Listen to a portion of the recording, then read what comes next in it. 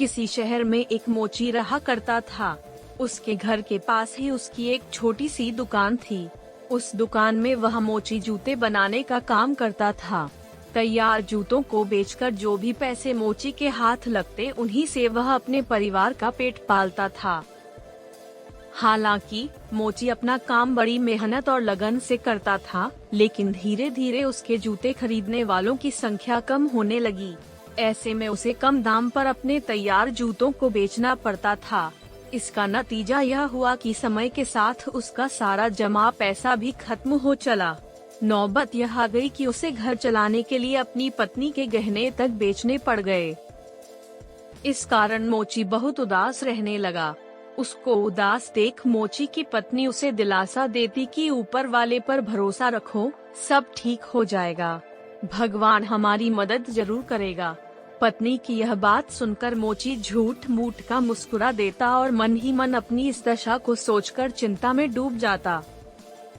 एक समय ऐसा आया जब मोची की दुकान पर केवल एक जोड़ी ही जूते बचे। इसके अलावा उसके पास और जूते बनाने का सामान भी मौजूद नहीं रह गया था। वहीं मुश्किल इस बात की थी कि उसे एक जोड़ी जूते को खरीदने वाला भी कोई नहीं आ रहा था। जब कई दिनों तक उन जूतों को खरीदने कोई नहीं आया, तो मोची उन जूतों को लेकर बाजार की ओर चल दिया। बाजार में मोची के जूते बिक गए। जूते बेचने के बाद जो पैसे मिले, मोची ने उससे घर का जरूरी सामान खरीदा और घर वापस आने लगा। लेकिन तभी अचानक रास्ते में उसकी नजर एक बूढ़ी औरत पर पड़ी। वह औरत बहुत भूखी और बीमार थी, इसलिए मोची ने कुछ पैसे उस बूढ़ी औरत को दे दिए।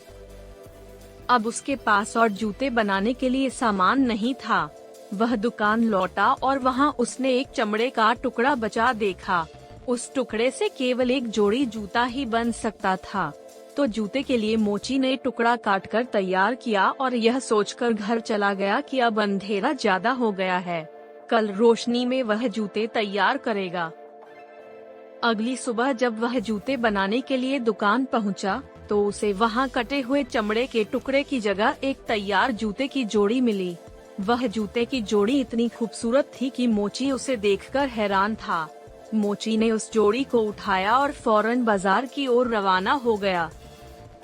वो जूते इतने खूबसूरत थे कि मोची को उसकी अच्छी कीमत हासिल हुई। इस पर मोची बहुत खुश हुआ और हासिल हुए पैसों में से उसने कुछ पैसे जरूरतमंद लोगों को दिए। बाकी जो बचे उससे उसने जूते बनाने का सामान लिया। उस रात उसने 2 जोड़ी जूतों के लिए चमड़ा काट कर रखा और घर वापस आ गया। अगली सुबह उसे फिर से वैसे ही खूबसूरत 2 जोड़ी जूते तैयार मिले। उसने घर आकर यह पूरी बात अपनी पत्नी को बताई। मोची की पत्नी बोली, देखा मैं कहती थी न कि भगवान हमारी मदद जरूर करेगा। ऊपर वाला सब कुछ देखता है, उसका ही किया है कि कोई नेक दिल हमारी इस तरह से मदद कर रहा है। अब तो रोज जूते के लिए चमड़ा काट कर छोड़ने और अगले दिन बने बनाए सुंदर जूते पाने का सिलसिला ऐसे ही चलने लगा। धीरे धीरे मोची की स्थिति सुधर गई और उसने अच्छा पैसा भी जमा कर लिया।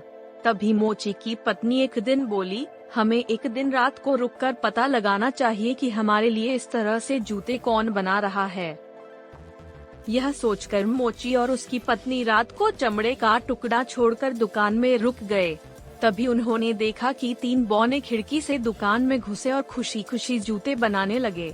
पूरी रात खूबसूरत जूते बनाने के बाद वह तीनों बौने खिड़की के रास्ते ही वापस चले गए।